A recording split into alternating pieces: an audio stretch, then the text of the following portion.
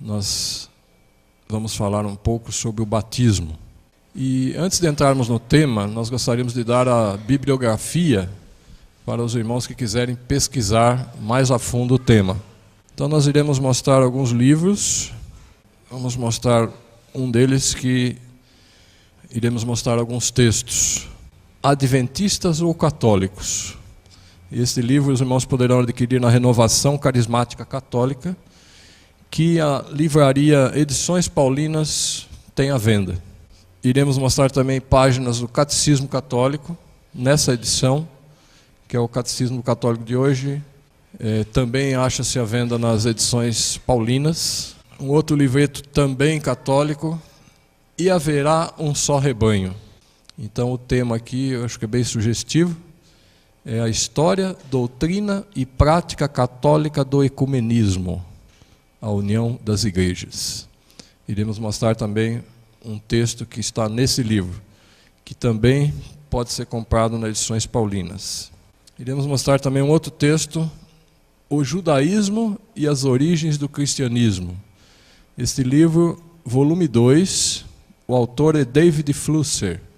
Esse livro se acha à venda na Saraiva ou na Siciliano, duas livrarias comuns que compra-se até pela internet hoje. Um livro, a editora fica no Rio de Janeiro. Iremos mostrar textos também da Bíblia de Jerusalém. Essa Bíblia encontra-se também à venda nas Edições Paulinas. É uma Bíblia muito interessante para pesquisas, tem muito material de pesquisa. Também um livro que encontramos há poucos dias, não iremos mostrar os textos porque ainda não foram escaneados, ainda não estão prontos, mas o livro chama-se Nossa Época à Luz da Profecia. Isso aqui foi escrito nos anos 1930, impresso na publicadora de São Bernardo ainda. Não havia nem a Estação Santo André. E aqui também tem um capítulo sobre o batismo. Vamos ver o que a Bíblia nos fala sobre esse tema. A maioria das religiões hoje batizam numa fórmula. E vamos ver então o que a Bíblia nos recomenda como sendo o batismo verdadeiro. Marcos 16, 15 e 16 nos diz o seguinte: E disse-lhes, ide por todo o mundo e pregai o evangelho a toda criatura. Quem crer e for batizado, será salvo. Mas quem não crer, será condenado. Então o que nós encontramos na Bíblia sobre o batismo, uma das primeiras coisas é crer. É preciso crer para ser salvo. Eu creio que isso é comum a todas as religiões. E depois de crer, então, ele será batizado. Mas a Bíblia fala também em Efésios 4, verso 5, que há um só Senhor, uma só fé e um só batismo. O que a Bíblia então está nos recomendando aqui? Que realmente há um só Senhor, uma só fé e um só batismo verdadeiro. Existem muitos batismos, mas pela Bíblia só existe um batismo verdadeiro. Nós vamos descobrir então qual é esse batismo. João 17, verso 3, diz assim: E a vida eterna é esta, que te conheçam a ti como o único Deus verdadeiro e a Jesus Cristo, aquele que tu enviaste. Quem que disse essas palavras? Próprio Jesus. Ele estava, em outras palavras, dando uma receita para a vida eterna. E qual que era essa receita? Conhecer a ti, o único Deus verdadeiro, e a Jesus Cristo, aquele que foi enviado, que tu enviaste, o seu Pai. Essa era a receita. Vamos ler outro texto. Judas, versículo 25. Ao único Deus, nosso Salvador, por Jesus Cristo, nosso Senhor, glória, majestade, domínio e poder, antes de todos os séculos e agora e para todos sempre. Amém. Então o que nós vemos nesse verso? Que existe um Deus único, que é nosso Salvador, mas é nosso Salvador por meio de quem? Por meio de Cristo nosso Senhor. Isso é passado, presente e futuro para todo o sempre. Então é um verso muito forte na Bíblia sobre a nossa salvação. E o apóstolo Paulo, então, chegou a uma conclusão, em 1 Coríntios capítulo 8, verso 6. Qual é a conclusão que ele chegou? Todavia, para nós, há um só Deus. Quem que é? O Pai. De quem são todas as coisas e para quem nós vivemos. E um só Senhor Jesus Cristo, pelo qual existem todas as coisas e por ele nós também. Então Paulo cria em quantas pessoas? 2 pessoas, o Pai e o Filho. O Deus único e o Senhor Jesus Cristo. E palavras de Jesus agora em Mateus 11, verso 27. Disse Jesus: todas as coisas me foram entregues por meu Pai, e ninguém conhece plenamente o Filho senão o Pai, e ninguém conhece plenamente o Pai senão o Filho, e aquele a quem o Filho o quiser revelar. E aqui nós notamos o seguinte: será que Jesus se esqueceu aqui de uma terceira pessoa? Porque ele fala aqui de ninguém, não é? Ninguém exclui qualquer outra pessoa. Então aqui Jesus se refere ao Pai como ele, como os 2 únicos que conhecem-se mutuamente, e sem a possível inclusão de uma outra pessoa nessa divindade. E Jesus, falando também em João 17, de 1 a 3, disse o seguinte: depois de assim falar, Jesus, levantando os olhos ao céu, disse: Pai, é chegada a hora, glorifica teu Filho, para que também o Filho te glorifique, assim como lhe deste autoridade sobre toda a carne, para que dê a vida eterna a todos aqueles que lhe tens dado. E a vida eterna é esta, que te conheçam a ti, como o único Deus verdadeiro, e a Jesus Cristo, aquele que tu enviaste. Então, palavras do próprio Jesus. E chegamos num verso agora mais conclusivo, Colossenses 3,17. O que diz ali o apóstolo Paulo?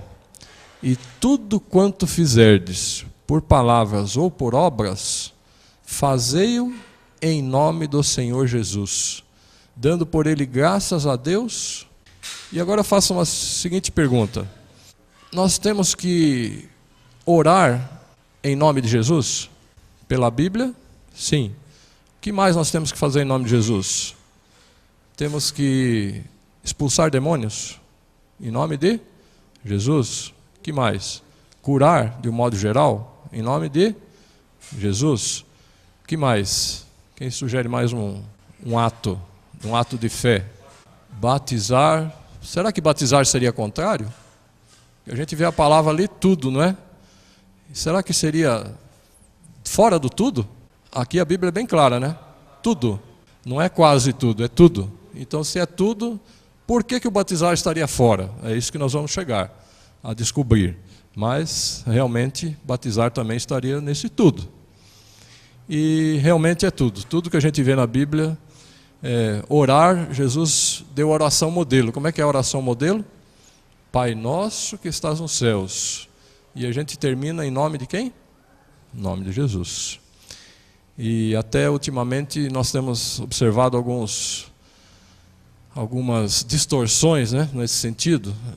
Temos ouvido orações que iniciam a Jesus e terminam em nome de Jesus. Então, são coisas que não estão bem claras, não é?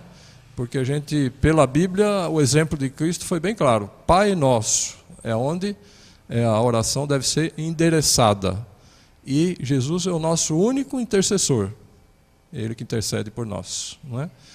E com esses versos em mente, então vamos observar um pouquinho sobre o batismo. Vamos ver então o que a Bíblia fala sobre o batismo.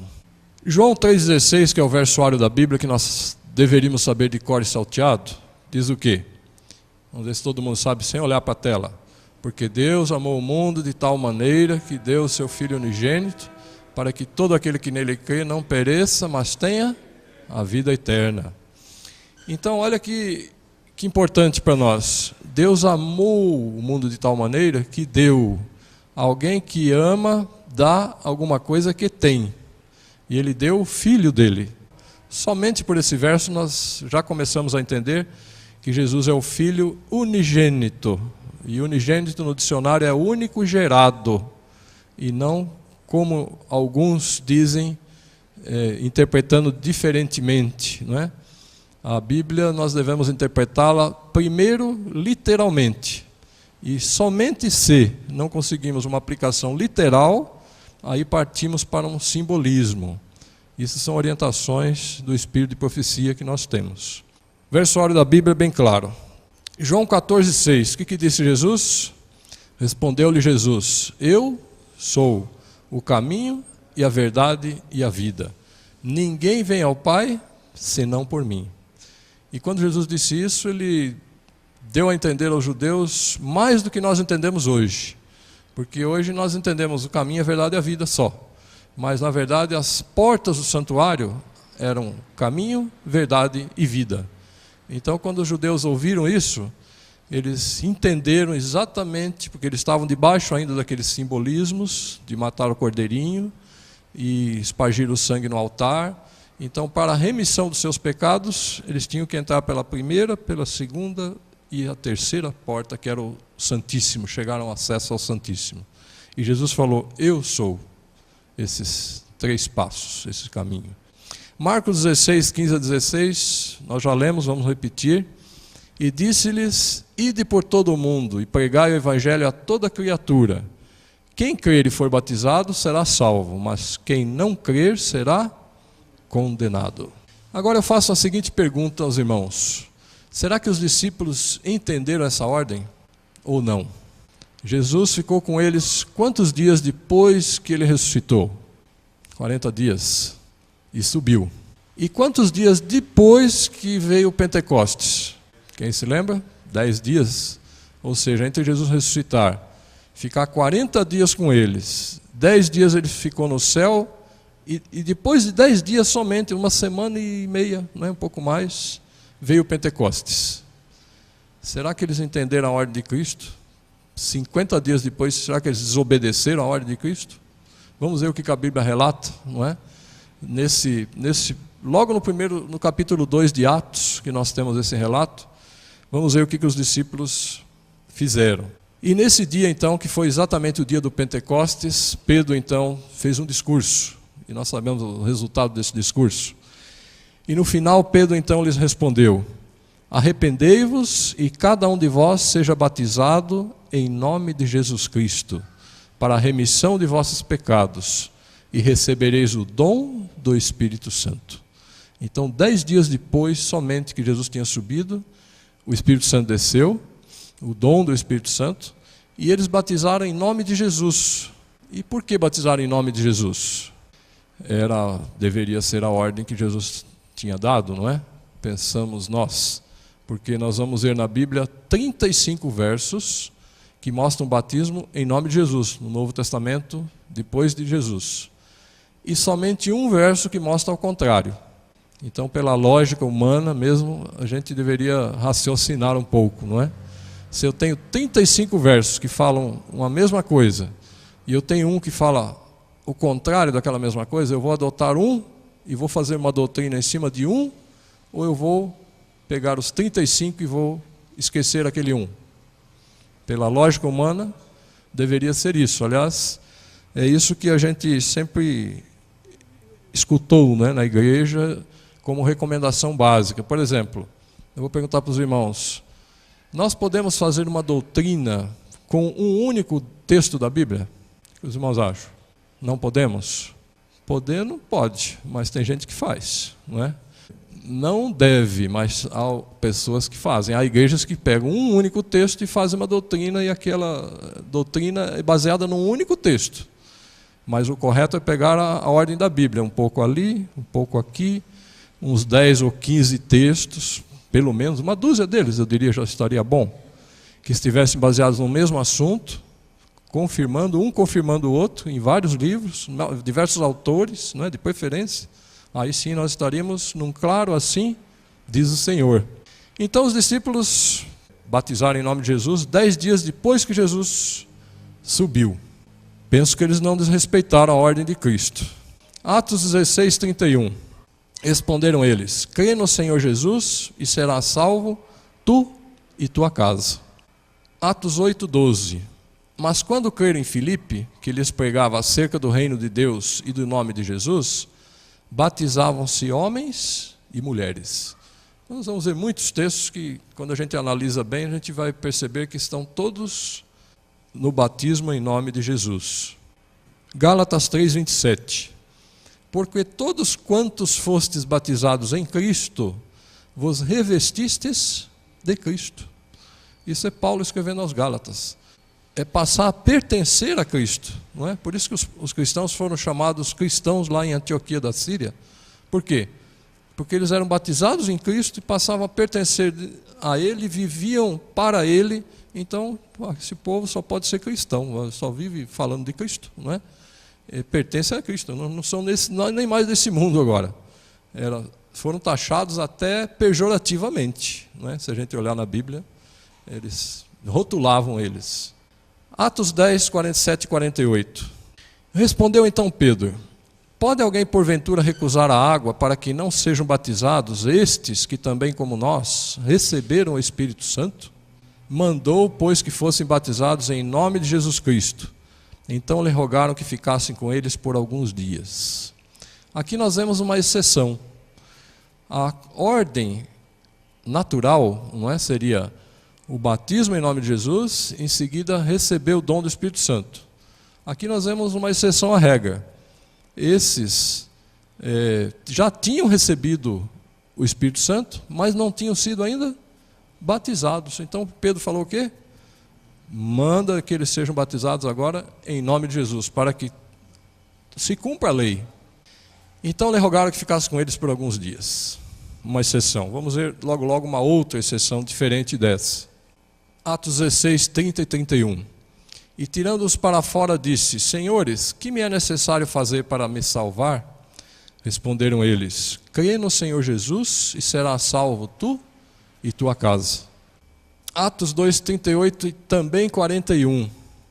Nós já lemos o 38, vamos ler de novo. Pedro então lhes respondeu: arrependei-vos e cada um de vós seja batizado em nome de Jesus Cristo, para a remissão de vossos pecados, e recebereis o dom do Espírito Santo, a ordem natural. De sorte que foram batizados os que receberam a sua palavra, e naquele dia agregaram-se quase 3.000 almas. Então nós vemos que esse foi o discurso de Pedro no dia de Pentecostes. Agora eu pergunto, Pedro poderia ter batizado esses 3.000 num dia? Impossível, não é? Então nós vemos aqui uma outra coisa importante também para nós, que quem possivelmente participou aqui foram os 12, foram 70, e quem sabe mais alguns, não é? Porque 3.000 pessoas não é brincadeira não. Eu fiz um batismo recentemente de 27, não é? Gastei um bom tempo, não é? 3.000, eu acredito que se ele pegasse sozinho, uma semana ele não daria conta, não é? De realizar todos os 3.000.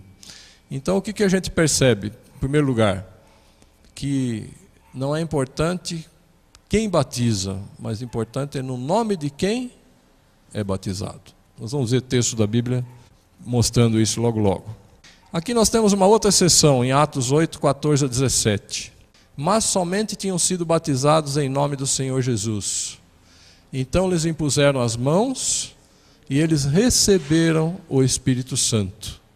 Então olha aqui uma outra exceção à regra. Então eles foram batizados, mas não foi feita a cerimônia da imposição das mãos. Então aqui é uma outra recomendação que nós damos, não é? Para aqueles que serão doravante batizados em nome de Jesus. Eu creio que já existem alguns milhares aqui no Brasil, e eu acredito que no mundo serão muitos. Então o importante é seguir o que a Bíblia diz. Então o normal seria o quê? O batismo em nome de Jesus e em seguida a imposição das mãos, pedindo o quê? O Espírito Santo na vida dessa pessoa. Isso é para completar a ordem normal, não é? E tudo isso no mesmo ato, no mesmo momento. Agora aqui temos um outro caso de rebatismo. Se os irmãos observarem esse livro, E Haverá um Só Rebanho, e também um livro que eu até nem citei, mas creio que muitos já possuem, o Diretório para a Aplicação dos Princípios e Normas sobre o Ecumenismo, também tem um texto semelhante. Aqui estão recomendando para que não haja rebatismos.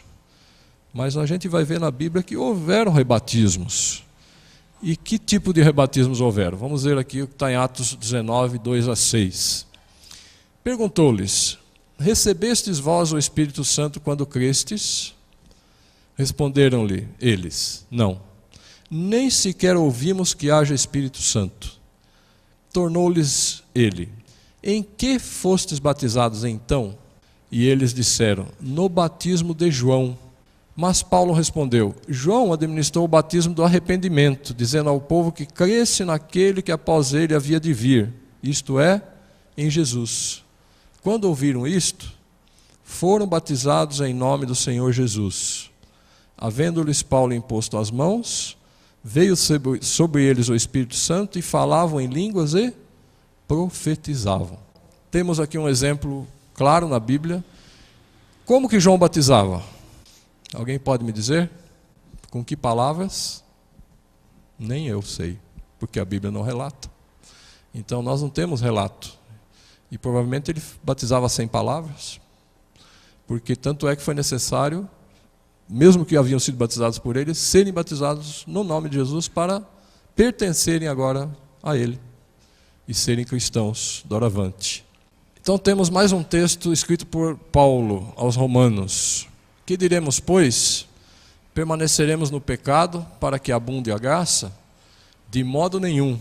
Nós que já morremos para o pecado, como viveremos ainda nele? Ou porventura ignorais que todos quantos fomos batizados em Cristo Jesus, fomos batizados na sua morte? O detalhe importante desse verso é a palavra fomos. O que a gente entende com fomos? Que ele se incluiu. Ora, Paulo não foi um discípulo de Jesus, ele foi chamado ali no caminho de Damasco, muitos anos depois de Cristo ter subido ao céu, e quando ele chegou ali na cidade, cego, à procura de alguém que lhe foi indicado, aquele irmão Ananias, que ficou até com medo de recebê-lo, porque ele falou: esse Paulo que está perseguindo os cristãos, eu vou receber ele na minha casa, Senhor, tem piedade de mim, ele vai me matar, não é? Lembra que ele falou? E aí, não fique com medo, ele é um servo escolhido. E aí, então, quando ele chegou à casa daquele homem, foram-lhe impostas as mãos, as escamas caíram, ele voltou a ver. E o último verso do capítulo 12, não é? Se não me engano, ele então fala o quê? Ele o batizou. Então, percebe que quando ele fala que fomos, é porque ele se incluiu nessa ordem. Então veja, até um discípulo que foi posteriormente chamado também cumpriu a ordem de Jesus, que é batizar em nome de Jesus. 1 Coríntios 1, 11-13. Pois a respeito de vós, irmãos meus, fui informado pelos da família de Cloé, que há contendas entre vós. Quero dizer com isto, que cada um de vós diz: eu sou de Paulo, ou eu de Apolo, ou eu sou de Cefas, ou eu de Cristo. Será que Cristo está dividido? Foi Paulo crucificado por amor de vós? Ou fostes vós batizados em nome de Paulo? Começaram a surgir alguns problemas na época. O ser humano é complicado. Então pessoas começaram a ser batizadas, começaram a batizar também, tipo Paulo, Apolo, Cefas, e começaram a dizer: não, eu sou do grupo de Paulo, eu sou do grupo de Cefas, eu sou do grupo de tal, não é? E então Paulo falou assim: será que alguém foi batizado em nome de Paulo? Será que Cristo está dividido? Porque cada um agora estava num grupo dizendo que o líder dele era aquele, não é? Ou alguém foi batizado em meu nome? E Paulo então resolveu a situação de que forma? O verso seguinte diz o quê? Portanto, ninguém se glorie nos homens, porque tudo é vosso, seja Paulo, ou Apolo, ou Cefas, seja o mundo, ou a vida, ou a morte, sejam as coisas presentes ou as vindouras, tudo é vosso. E vós de Cristo, e Cristo de Deus. Pronto, foi resolvido. Acabaram-se as contendas. Então, em outras palavras, o que Paulo disse?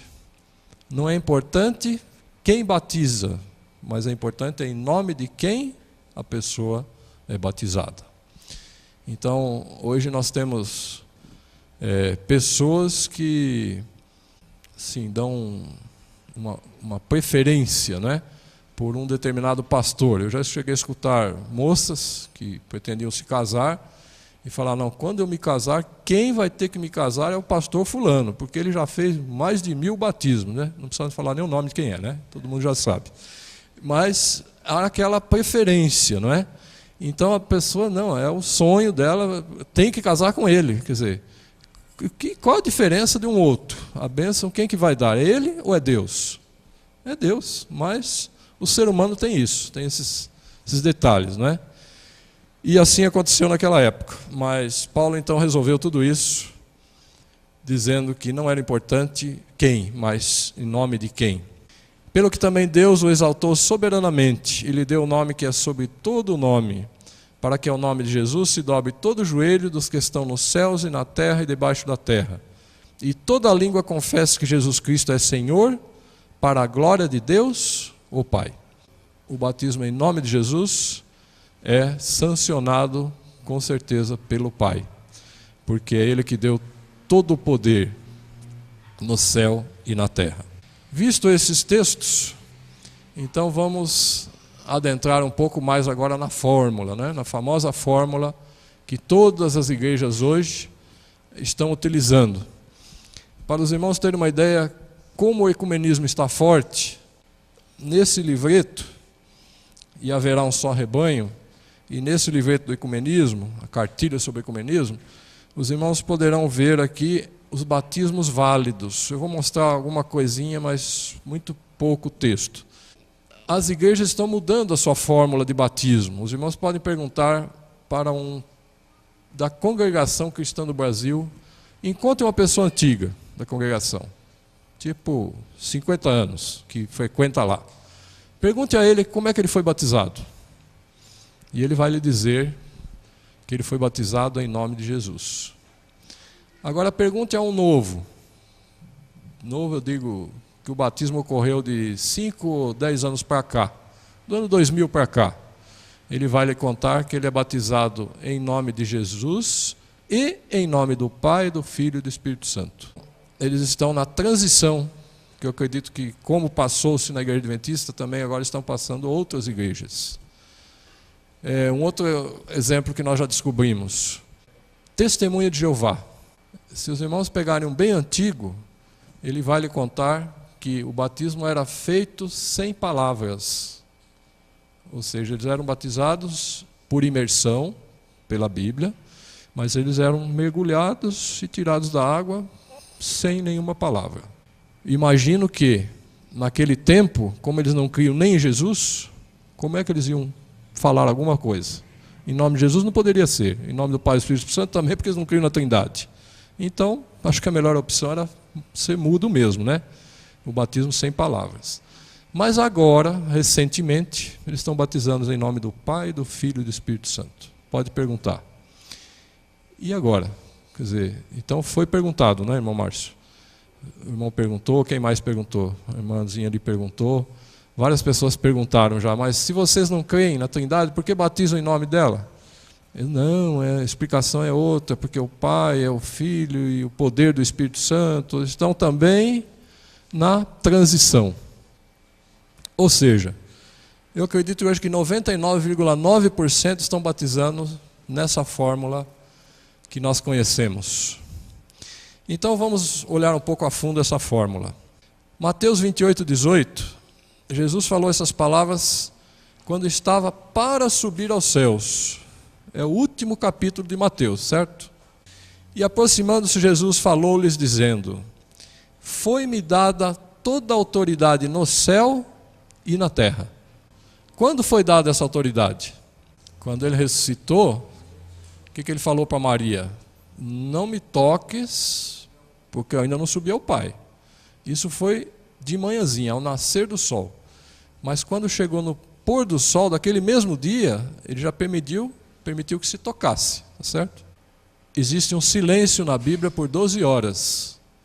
A Bíblia não fala, a hora que ele saiu, falou com Maria, até a hora que ele falou lá com os discípulos à noite no caminho de Emaús, não tem relato. Mas o Espírito de Profecia relata tudo o que aconteceu nessas 12 horas. E ele foi ao céu e recebeu todo o poder no céu e na terra. Tanto é que depois ele permitiu que se tocasse. E quando ele foi subir agora ao céu, 40 dias depois, né, aí ele falou essas palavras. Então vamos analisar um pouquinho essas palavras. O que Jesus disse? Foi-me dada toda a autoridade. Bom, primeiro ele usou umas palavras importantes aqui. Alguém, ele recebeu. Se ele recebeu, alguém deu. E quem que pode dar? Só Deus, certo? Então Deus, o Pai, deu a ele toda a autoridade no céu e na terra. Então imagina agora uma pessoa com toda a autoridade no universo na mão. Os irmãos nem imaginam o que é isso, não é? O Lula entrou no governo, o filho dele já, não é, tem indústrias, dinheiro e tal, tanta coisa.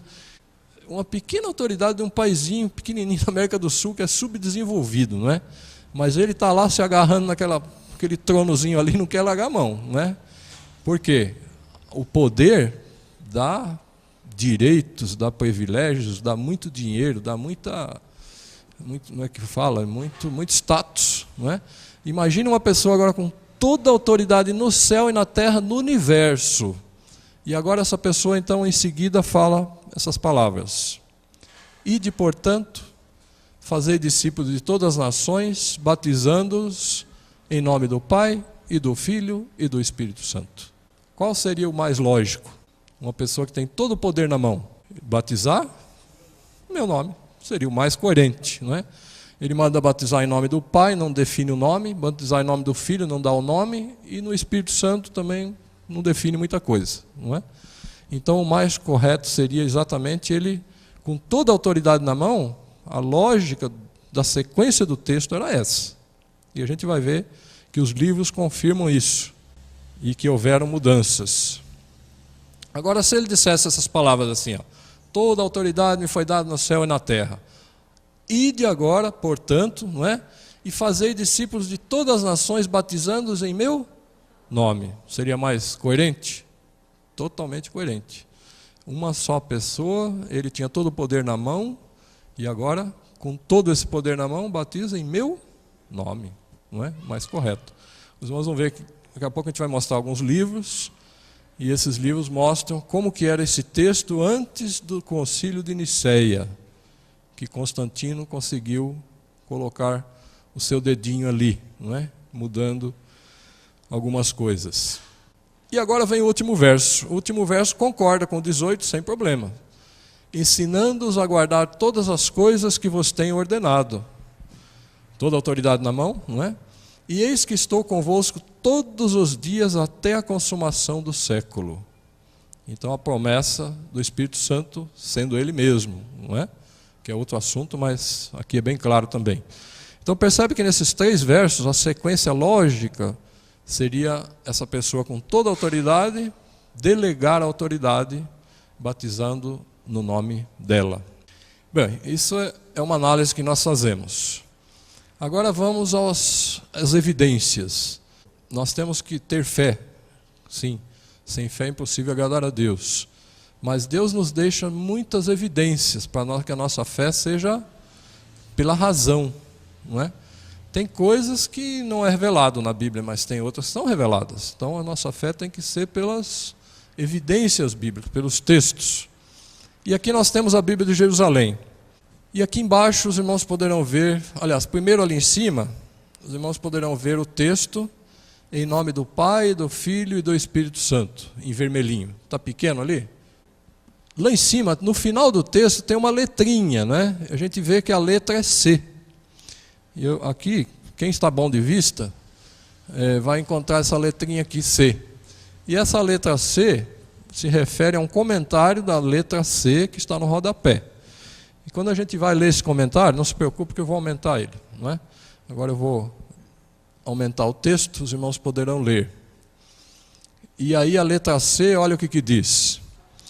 É possível que em sua forma precisa, essa fórmula reflita a influência do uso litúrgico posteriormente fixado na comunidade primitiva.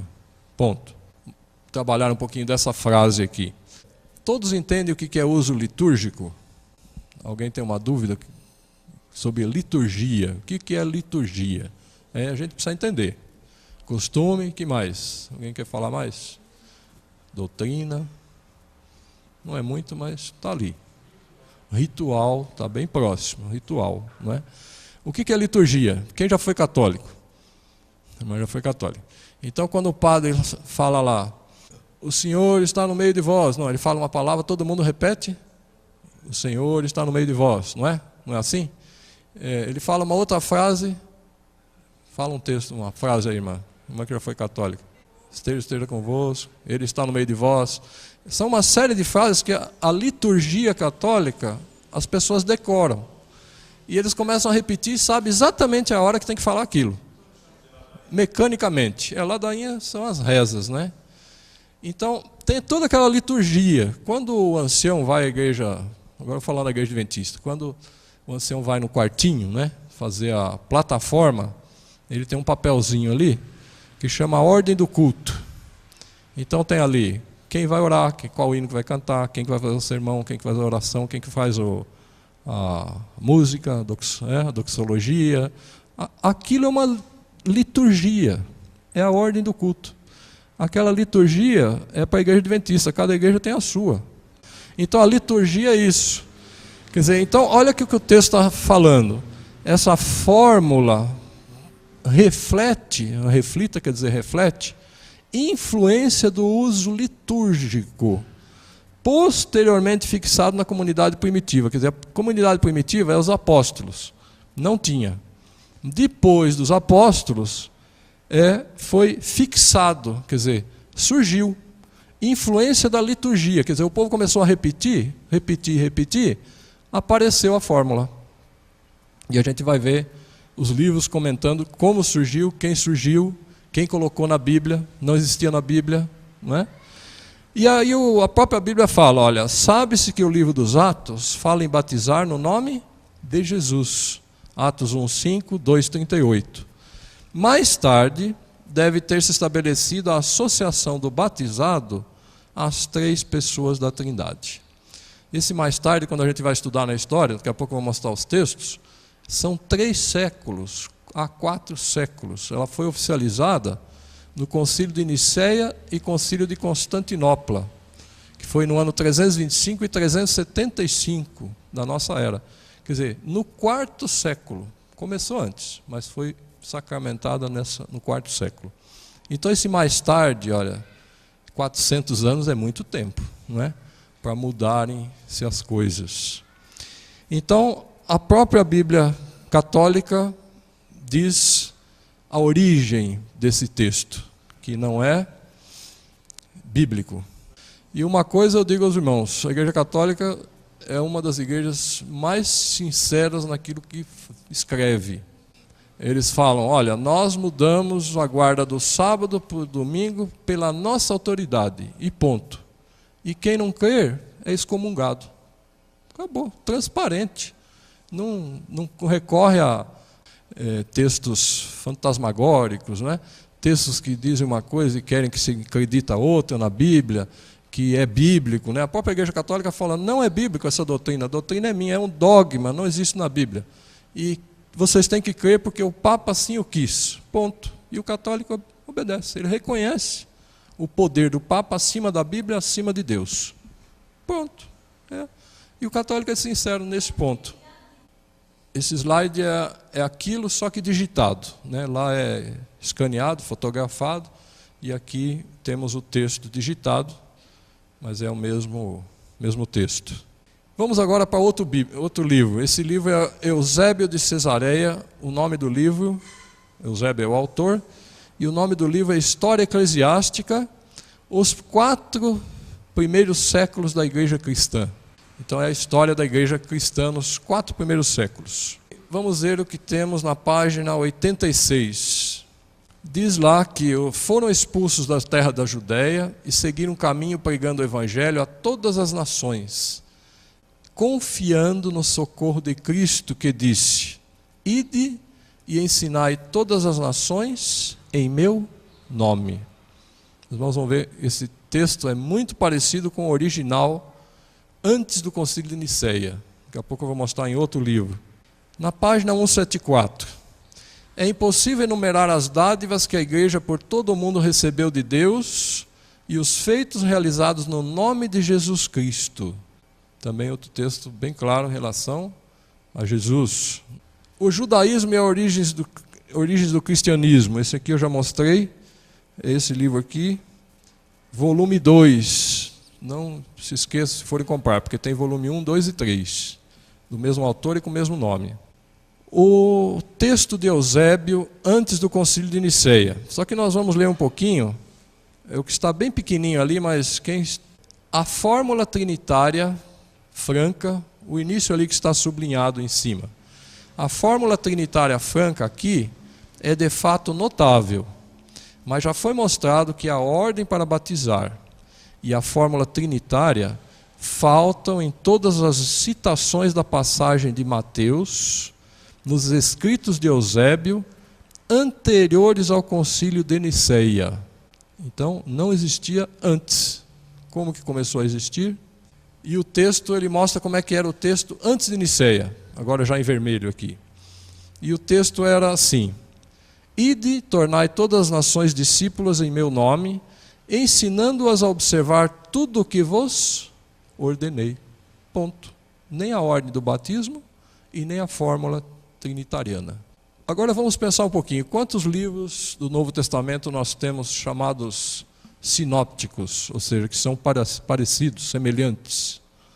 4, não é? Mateus, Marcos, Lucas, João. Por que em Marcos não tem, Lucas não tem e João também não tem? Só tem num, Mateus. Então, pela lógica, se fosse uma ordem de Cristo, expressa de Cristo, tinha que estar repetido nos 4, pelo menos isso. Os outros 3, será que esqueceram? É uma passagem importantíssima, que hoje as pessoas são obrigadas a batizar dessa forma, não é? Tem um pastor da Assembleia que descobriu na Bíblia isso tudo e começou a batizar em nome de Jesus. Ele foi chamado lá e falou: se você não corrigir todos esses teus batismos, você vai ser convidado a se retirar. E ele voltou atrás.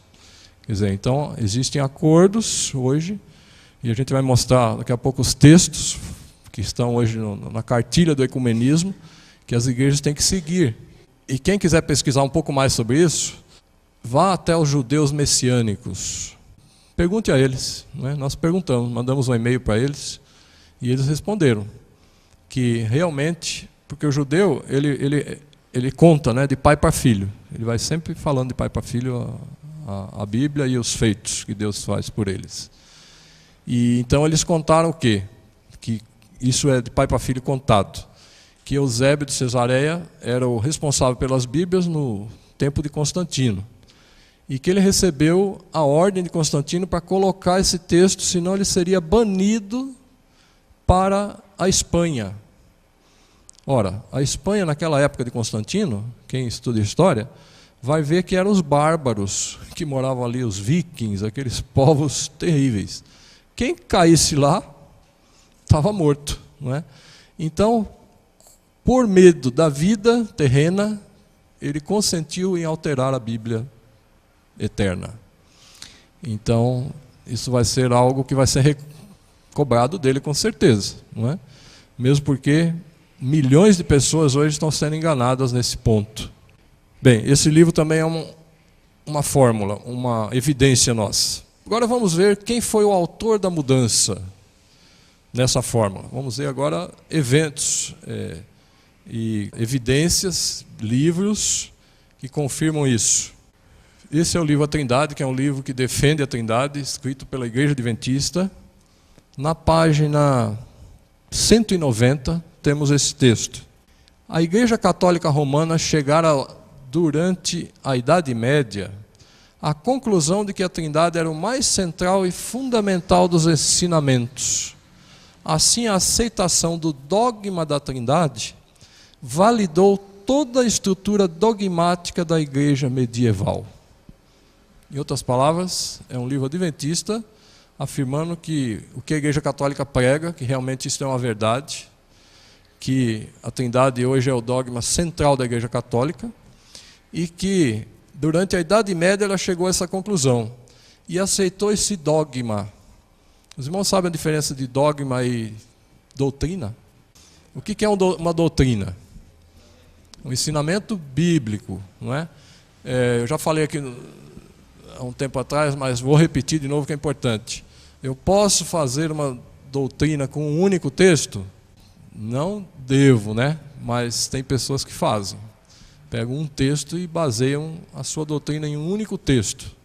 Agora, a Igreja Católica aqui está falando que não é nem doutrina, isso é um dogma. O que é dogma, então? É imposto pela Igreja Católica, não precisa estar na Bíblia, o dogma da Imaculada Conceição de Maria. Está na Bíblia? Não. Fala um outro dogma, quem foi católico aí. O dogma da Santíssima Trindade, por exemplo, está na Bíblia? Não. A Igreja Católica mesmo fala. O padre mesmo, a irmãzinha aqui contou a sua experiência, não é? Vou só relatar. Ela, no início, ela também ficou com dúvida se realmente não existia na Bíblia a Trindade. Ela foi perguntar ao quem? Ao padre. Chegou lá na igreja, chamou o padre e falou: padre, essa doutrina existe? Ele falou: existe, não é? Nós seremos salvos por elas. E os três vieram juntos. E aí a segunda pergunta que ela fez: e onde que está na Bíblia? Ele falou: não existe na Bíblia, não é? Esse é um dogma do Santo Papa. Então, o Papa formula certos dogmas. E o católico não pode nem questionar, ele não pode nem duvidar de um dogma, porque se ele duvidar, ele é excomungado. Esse foi um dos dogmas desenvolvidos na Idade Média, isso é a história que nos conta. E isso está no livro A Trindade Adventista, mas foi tirado do Pelican, volume 3, página 279, a origem, né, a fonte desse texto aí.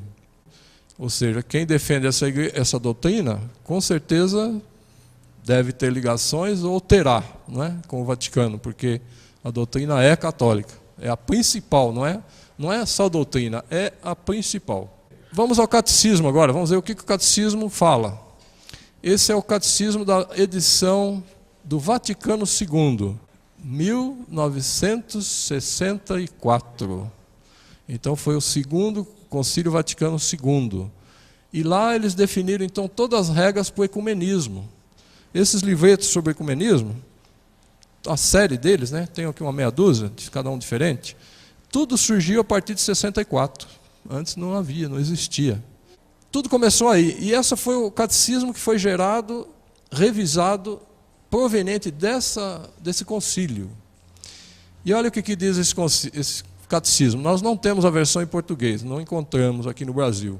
Não sei se foi editado, se foi traduzido, né? Mas está em inglês. Mas tem do lado a tradução, não se preocupe. Ninguém vai precisar aprender inglês hoje, não. Pode ser a partir de amanhã, tá bom? Depois que nós apresentamos um assunto sobre ecumenismo para a Associação da Igreja Adventista em São Paulo, então o pastor ministerial, ao final da reunião, ele disse uma coisa que eu achei interessante, que foi bem assim espontâneo. Ele falou: olha, concordei com muita coisa, alguma coisa eu não concordo, mas de uma coisa eu vou sair daqui com a certeza, que amanhã eu vou procurar uma escola de inglês, que eu não quero ser enganado. Ele falou essas palavras, eu guardei até hoje. Olha o que disse ali, que está em amarelo ali do lado esquerdo, está traduzido do lado direito. Em Cristo, ali está em inglês, né, into Christ, ou seja, em português é em Cristo. Na Bíblia nos diz que os cristãos foram batizados em Cristo, número 6. Eles pertencem a Cristo. Em Atos dos Apóstolos 2,38, 8,16, 10,48, 19,5, nos diz batizando em nome de Jesus, que é uma pessoa. Uma melhor tradução diria para o nome de Jesus, pessoa. Unicamente no quarto século, a fórmula em nome do Pai e do Filho e do Espírito Santo tornou-se uma prática. Então percebe o que o catecismo está dizendo aí? Claramente, que não existia. Somente quando isso entrou em evidência, quarto século, Concílio de Nicéia e Constantinopla. Mas tem mais textos, na página 166. Em adição, nós vimos como a igreja primitiva batizava.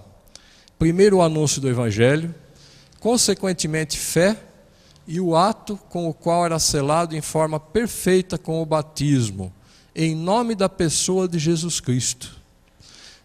Aparece o que nós chamamos de cristãos, que significa gente relacionada de especial forma com Cristo.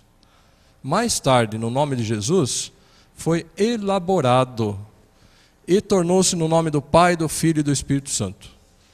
Então percebe que o catecismo aqui é bem claro, quer dizer, mais tarde foi elaborado, né? Entre aspas, foi sofisticado, foi melhorado, né? Em outras palavras.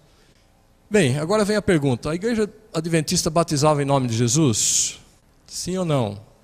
Bom, se eu creio que a igreja adventista surgiu no mundo para resgatar toda a verdade que havia sido deitada por terra pelo homem do papado, então uma das verdades que teria que ter sido restaurada seria essa, está certo?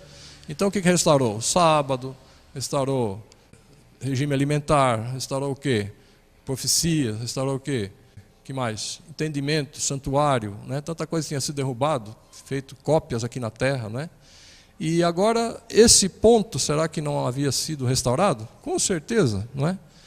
E agora começam a surgir livros. Então a gente percebe então que até os anos 40 a igreja batizava sim em nome de Jesus. E quem quiser confirmar isso, então adquira esse livro da Renovação Carismática Católica, na página 58. Então o autor, que é um padre, acusando então a igreja adventista, diz, o texto ali: batizando-os em nome do Pai, do Filho e do Espírito Santo. Por que os adventistas batizam apenas em nome do Filho Jesus, como vocês fazem? Então, é uma acusação. Por que ele está acusando? Porque a igreja, na época que foi escrito o livro, batizava em nome de Jesus. Aí quem lê o livro vai descobrir o quê? Que esse livro foi editado nos anos 40, 1940, e escrito na Tchecoslováquia. Então a gente descobre que na Europa, até os anos 40, com certeza, a igreja batizava ainda em nome de Jesus. Descobrimos recentemente esse livro aqui, Nossa Época à Luz da Profecia. É um livro impresso em 1930 aqui no Brasil. E o autor não é nem do irmão White, o autor é uma outra pessoa, William Spicer. E tem aqui um capítulo sobre o batismo. E nós vemos nesse capítulo que a igreja adventista batizava em nome de Jesus. Um livro impresso no Brasil, na década de 30. Agora vamos para a história. O que diz a história? Vimos os apóstolos, vimos o catecismo, agora vamos ver a história. Os livros de história normais, enciclopédias. O que eles falam? Enciclopédia Britânica, 11ª edição, volume 3, página 365, 366. A fórmula batismal foi mudada do nome de Jesus Cristo para as palavras Pai, Filho e Espírito Santo pela Igreja Católica no segundo século. E no volume 3 diz o quê? Sempre nas fontes antigas menciona que o batismo era em nome de Jesus Cristo. Então, quem quiser conferir, vá atrás, né? Faça como os bereanos de fato, vão atrás. Vai às bibliotecas públicas lá, acha-se essas enciclopédias antigas. Enciclopédia Cânei de Religião, página 53. A religião primitiva sempre batizava em nome do Senhor Jesus, até o desenvolvimento da doutrina da Trindade no segundo século. Por que hora fala segundo, hora terceiro, hora quarto? Porque realmente começou, a história é longa, né? Quem quiser estudar sobre a Trindade, entre digita Trindade no Google. Nós vamos ver milhares, eu não sei se chega a milhões de sites. E tem as histórias todas, podem pesquisar. Tem enciclopédias de graça hoje. Enciclopédia Católica, de 1913. Aqui o católico reconhece que o batismo foi mudado pela Igreja Católica. Então, ele reconhece isso.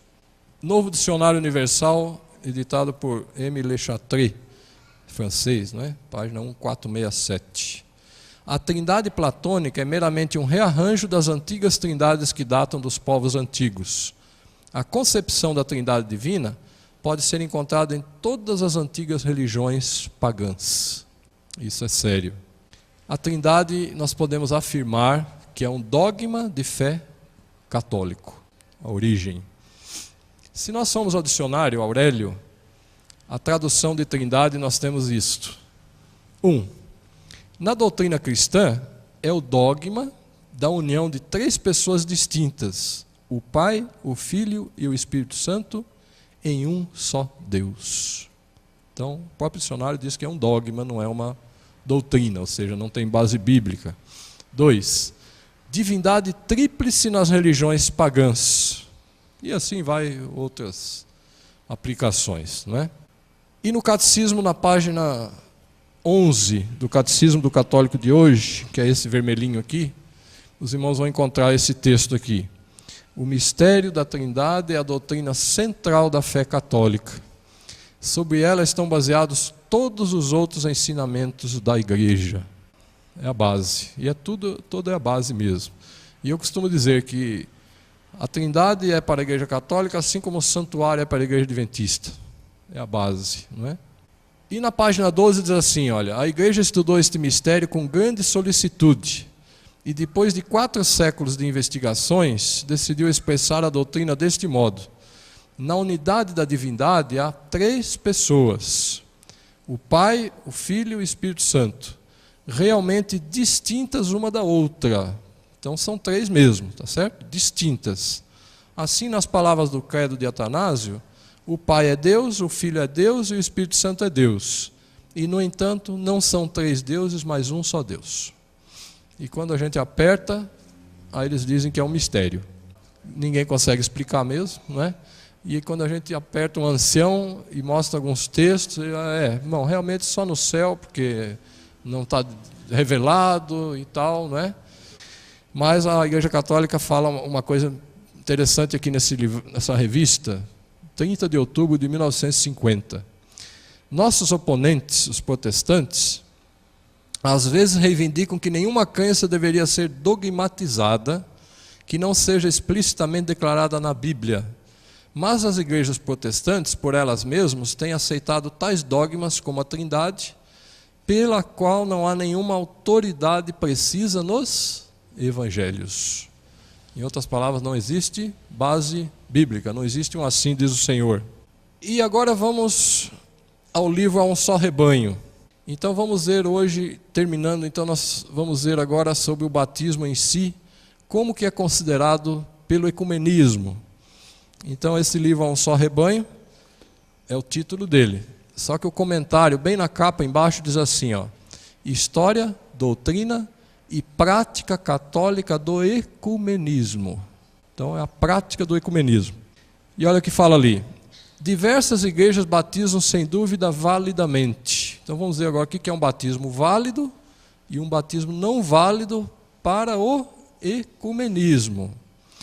Por essa razão, um cristão batizado numa delas não pode ser rebatizado nem sequer sob condição, quando ele foi batizado validamente. Consequentemente, as certidões de batismo delas valem para nós como se fossem certidões da Igreja Católica. São elas, igrejas orientais, episcopais do Brasil, luteranas, metodistas, presbiterianas, congregacionais, batistas e adventistas. O que esse autor está dizendo aqui? Quer dizer, isso envolve muitos autores, mas o que o livro está afirmando, com base, chefe da Igreja Católica, que apoia tudo isso. O que a gente entende isso na prática? Na prática quer dizer o quê? Se eu pegar o meu certificado de batismo e levar lá na Igreja Católica, eu falo, bom, hoje eu já cansei do adventismo, não quero mais saber do adventismo, vou ser católico, tá certo? Eu pego o meu certificado, vou lá na Igreja Católica, viu, irmã? Seu irmão pode fazer esse teste, pergunta para o padre um dia, o irmão vai ficar surpreso. E o que ele vai dizer? Me mostra o teu certificado. Quando ele virar o verso e ele vê que foi batizado validamente, que é na fórmula católica, ele vai dizer, você já é nosso, não precisa mais nada. Não precisa rebatizar, não precisa fazer a primeira comunhão, não precisa fazer mais nada. Olha o que o irmão falou, nem todos puderam ouvir, né? Eu vou relatar rapidamente. Um ancião disse o quê? Que luteranos, metodistas, presbiterianos, hoje podem ser aceitos na Igreja Adventista por profissão de fé. Isso quer dizer o quê? Que está sendo cumprido o acordo bilateral. Isso foi um acordo feito 15 anos de diálogos com a Igreja Católica. Vou contar mais uma experiênciazinha, aconteceu em Goiânia. A moça começou a namorar com um rapaz católico e o pastor adventista falou, não caso. Católico com adventista, julgo desigual, não caso, não vai ter casamento. E ela queria casar de noiva, né? É o sonho de toda moça. Aceitou ir falar com o padre. Se sujeitou a isso, né? Por amor, né? Se faz tudo, né? Dizem. E chegou lá, falou para o padre. O padre fez a seguinte pergunta para ela assim, você é de que religião? Eu sou adventista sétimo dia. Traga seu certificado de batismo. Aí ela foi lá em casa, pegou o certificado. Ele olhou o verso, falou, tudo bem, quando você quer o casamento? Podemos marcar já. Não precisou absolutamente nada. Por quê? Ele está cumprindo os acordos. Agora, as outras partes têm que cumprir os acordos também. Aí nós vamos saber qual que é o válido, né? Validamente. O que quer dizer validamente? O batismo válido do ponto de vista ecumênico, não é? Já vou adiantar de antemão para os irmãos que forem batizados hoje em nome de Jesus, não é válido ecumenicamente. Não é reconhecido pela Igreja Católica e por todas as igrejas ecumênicas, não é? E olha o que diz o Catecismo, página 354, parágrafo 1278. Quem tiver em casa um catecismo, não sei se a irmã tem, guardou? Não guardou. Quem comprar um catecismo moderno, procura pelo parágrafo, porque esse parágrafo eu descobri que vale em qualquer versão, pode ser grosso, fino. Se tiver esse parágrafo, é esse assunto. Eles mantêm essa ordem. E diz assim, no parágrafo 278, o rito essencial do batismo consiste em mergulhar na água, olha o detalhe, o candidato ou em derramar água sobre sua cabeça, pronunciando a invocação da Santíssima Trindade, isto é, do Pai, do Filho e do Espírito Santo. Isso está no link ali embaixo, Catecismo de A a Z, tripod.com, conteúdo de A a Z, batismo. Quem não quiser comprar, pode pegar esse link, copiar e baixar para o seu mico em casa o artigo todo. Bom, olha o que o Catecismo está falando ali. A Igreja Católica batizava como, antigamente? Aspersão. Qual que era a primeira opção agora que está no catecismo atual? Mergulhar na água. Imersão. Percebe como as partes estão mudando para o jogo chegar num final feliz? Se é imersão ou aspersão, mas o importante é a Santíssima Trindade. Se foi batizado nessa fórmula, ele é um batismo válido. Agora, o pior ainda vem aí, não é? 1271 agora o parágrafo, esse é o mais forte. O batismo constitui o fundamento da comunhão entre todos os cristãos, também com os que ainda não estão em comunhão plena com a Igreja Católica. Com efeito, aqueles que creem em Cristo e foram validamente batizados, lembra o que é válido? Acham-se em certa comunhão, embora não perfeita, com a Igreja Católica. Justificados pela fé no batismo, são incorporados a Cristo e, por isso, com razão, são honrados com o nome de cristãos e merecidamente reconhecidos pelos filhos da Igreja Católica como irmãos no Senhor. Então, quem continua com o batismo em nome do Pai, do Filho e do Espírito Santo, que é a fórmula validamente católica, então ele é considerado como irmão em Cristo no Senhor, pelos católicos apostólicos romanos. Esse é um dos motivos porque muitas pessoas estão tomando a sua decisão hoje de se batizar em nome de Jesus. Eu digo hoje no mundo, não é aqui localmente, mas no mundo. Não sei aqui o motivo de qualquer um, porque eu não cheguei a perguntar o motivo, mas eu acredito que aqui talvez haja alguns com esse mesmo pressentimento, com esse mesmo motivo. Por quê? Eu penso que é a última amarra que nos prendia ao catolicismo, o último fiozinho, né? Agora é lançado fora. E pelo menos comigo foi assim, eu cheguei a essa conclusão, que era a única coisa que ainda alguém podia me dizer que eu fosse católico ainda, então eu quis me livrar desse último resquício, não é?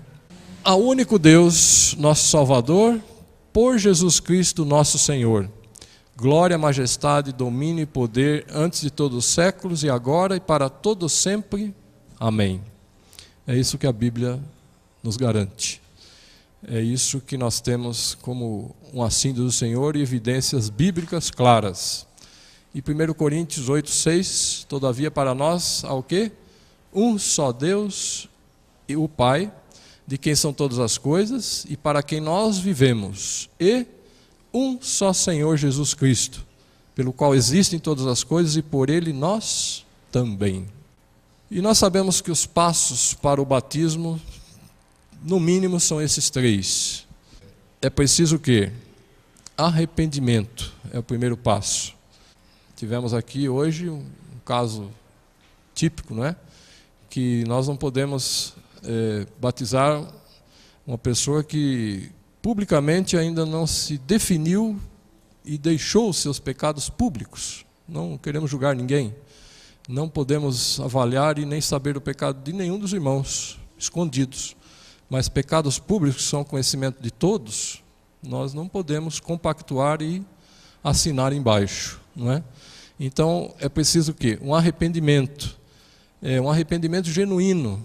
Quer dizer, arrependimento é deixar o pecado. O que Jesus disse para Maria? Vai e não peques mais. Ele não condenou. Ninguém aqui condena ninguém. Quem sou eu para condenar ninguém? Mas Jesus falou, vai e não peques mais. Ou seja, está em pecado?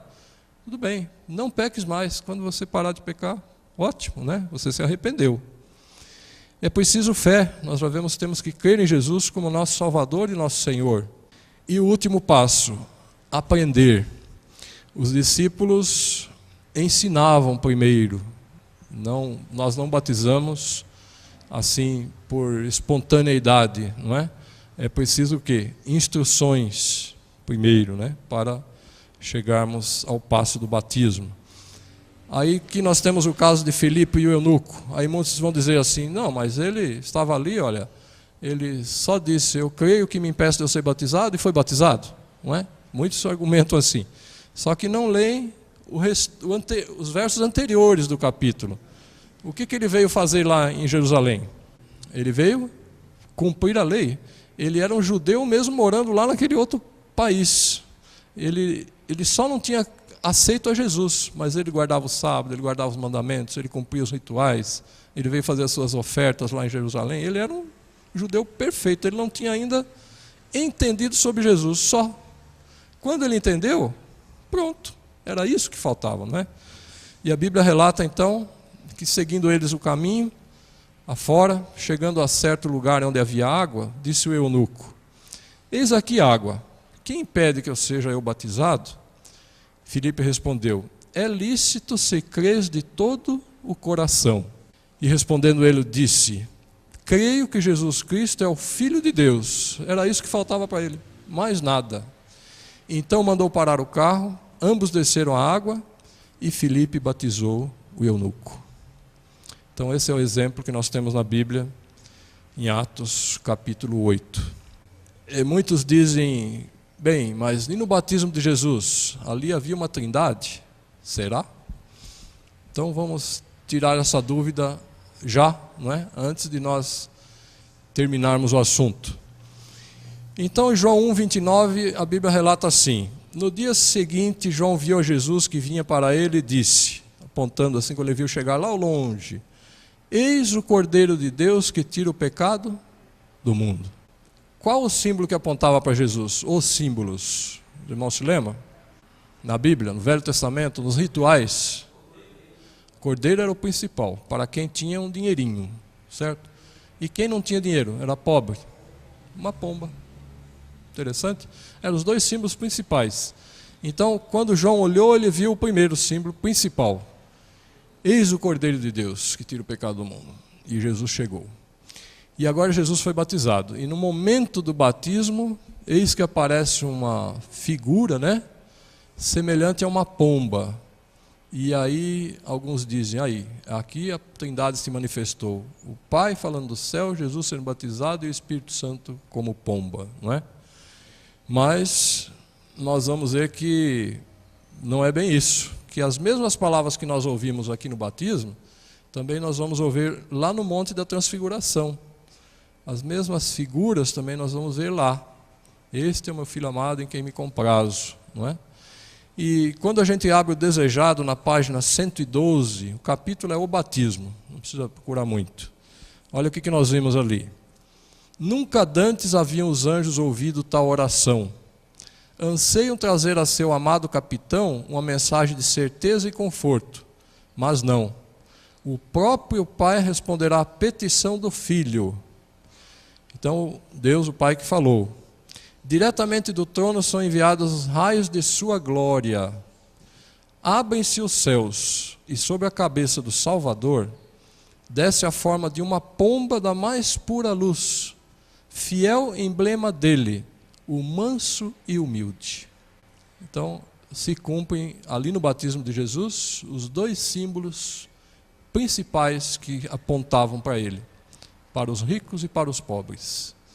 Então a gente vê que as Bíblias falam algumas coisas, né? Mas a gente sabe que a verdade para aqueles que buscam vai ser encontrada. Basta pesquisar. 2 Coríntios 5,17, pelo que se alguém está em Cristo, nova criatura é, e as coisas velhas já passaram. Eis que tudo se fez novo. E essa é uma foto do local do batismo de Jesus.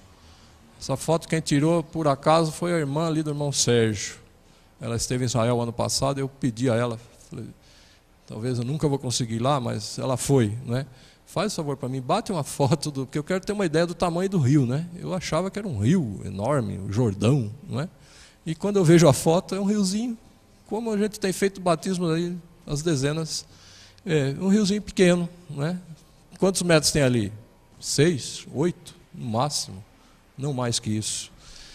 É nesse local que o Gugu recentemente foi lá batizar, né? Que saiu na televisão, que pessoas estão indo lá batizar, em nome do Pai, do Filho e do Espírito Santo, mas foi, não é? Então, aqui nós vemos ali fotos, escadarias, né? Tem lugar para corais, lugar para as pessoas sentarem e assistirem, tem lugar para fazer fila, tem arquibancadas, aqui tem corrimões, aqui é um lugar público especial para batismos. E muita gente vai ali ser batizada, porque acha que tem alguma coisa, né? O simbolismo de ser batizado no mesmo local que Jesus foi. Mas, infelizmente, não são batizadas da forma que ele foi e não seguem o que ele deixou ensinado para seguir, não é? Qual é a sua decisão? Você pode ser adventista ou católico. Então, que cada um de nós possa fazer a sua decisão. Você que está assistindo possa fazer a sua pesquisa e possa descobrir por si mesmo esses textos e talvez outros que existirão que ainda nós não descobrimos. E que essa decisão possa fazer você se tornar um fiel servidor de Cristo, seguindo fielmente as palavras dele. Amém? Que Deus